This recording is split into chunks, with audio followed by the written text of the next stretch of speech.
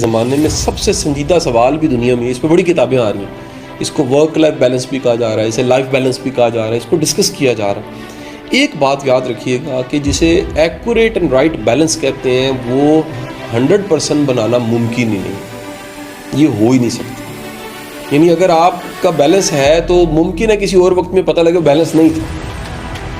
اسی لیے تو زندگی ایک امتحان ہے۔ امتحان کیوں ہے؟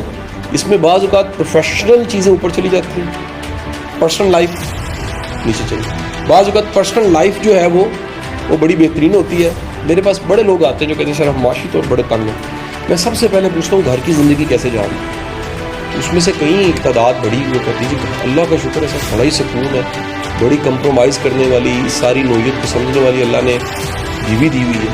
میں سوچتا ہوں کہ دیکھیے کیسی عجیب ہے زندگی کی کہانی، کسی کا گھر بالکل ٹھیک ہے اور معاشی طور پہ غیر مستحکم ہے، اور نیچے جائیے ہمارے اے ڈی آر کا اس وقت جسٹس انوار صاحب بیٹھے ہوئے ہیں، لوگوں کی صلح کرا رہے ہیں، اس میں رجے پوجے لوگ آتے ہیں، پیسے کا مسئلہ ہی نہیں، گاڑی کا مسئلہ ہی نہیں، معاش کا مسئلہ ہی نہیں ہے، گھر میں سکون کوئی نہیں۔ اس کا مطلب یہ ہوا کہ یہ 100% تو کبھی بھی ممکن نہیں۔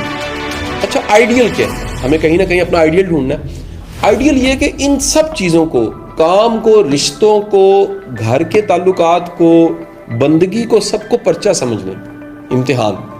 جیسے جی وہ 9th میں 7 پیپر ہوتے ہیں، 10th میں 7 ہوتے ہیں، پھر کمبائن ایک رزلٹ آتا ہے، ایم اے میں جا کے 5 ہو جاتے ہیں صرف۔ یہ زندگی کے سب پرچے دیکھیں، اس میں ٹاپ ممکن نہیں ہے، سب میں ہی ٹاپ ممکن نہیں۔ کامیاب سے کامیاب انسان، عام میں بات کر رہا ہوں، نبی رسول پیغمبر کی بات نہیں کر رہا، وہ زندگی میں کسی شعبے میں کمزور ضرور ہوتا ہے۔ دیکھیں حساب لینے والا کون ہے؟ رب۔